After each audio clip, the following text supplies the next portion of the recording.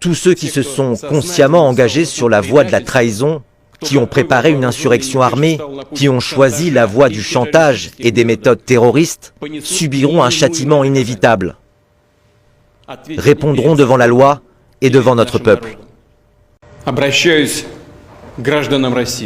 Je m'adresse aux citoyens russes, au personnel des forces armées, des forces de maintien de l'ordre et des services spéciaux, aux combattants et aux commandants qui sont en train de se battre à leur poste de combat et de repousser les attaques de l'ennemi, et qui le font héroïquement.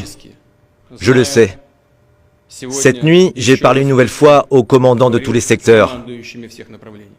Je m'adresse également à ceux qui ont été entraînés par la menace ou par la tromperie dans une aventure criminelle, à ceux qui ont été poussés sur la voie d'un crime grave, d'une rébellion armée.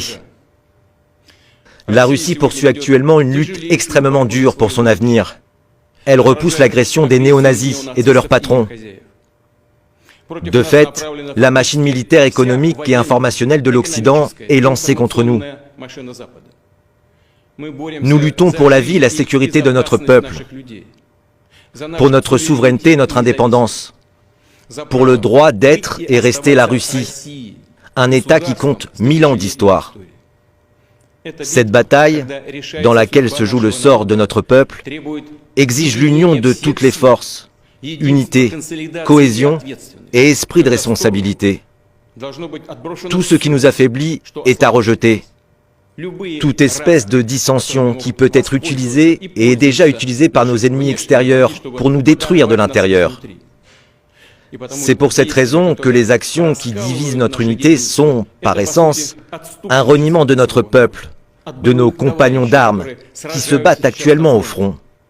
C'est un coup dans le dos de notre pays et de notre peuple. C'est exactement le coup qui a été porté à la Russie en 1917, lorsque le pays se battait dans la Première Guerre mondiale, mais que la victoire lui a été volée.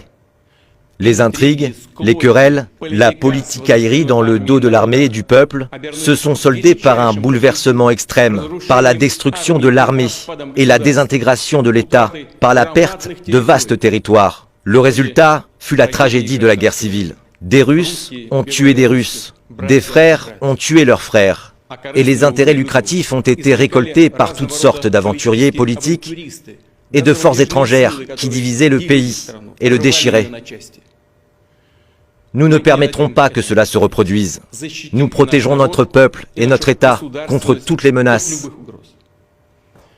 y compris la trahison interne. Et ce à quoi nous avons été confrontés, c'est précisément à une trahison. Des ambitions démesurées et des intérêts particuliers ont conduit à la trahison de leur pays, de leur peuple, et de la cause pour laquelle les combattants et les commandants de Wagner se battaient et mouraient aux côtés de nos autres unités. Les héros qui ont libéré Soledar et Artyomovsk, les villes et villages du Donbass, qui ont combattu et donné leur vie pour la nouvelle Russie, pour l'unité du monde russe. Leurs noms et leur gloire ont également été trahis par ceux qui tentent d'organiser une rébellion, poussant le pays vers l'anarchie et le meurtre fratricide, vers la défaite et en fin de compte, la capitulation. Je le répète, tout front intérieur est une menace mortelle pour notre souveraineté, pour nous en tant que nation. C'est une attaque contre la Russie, contre notre peuple. Et nos actions pour protéger la patrie d'une telle menace seront dures.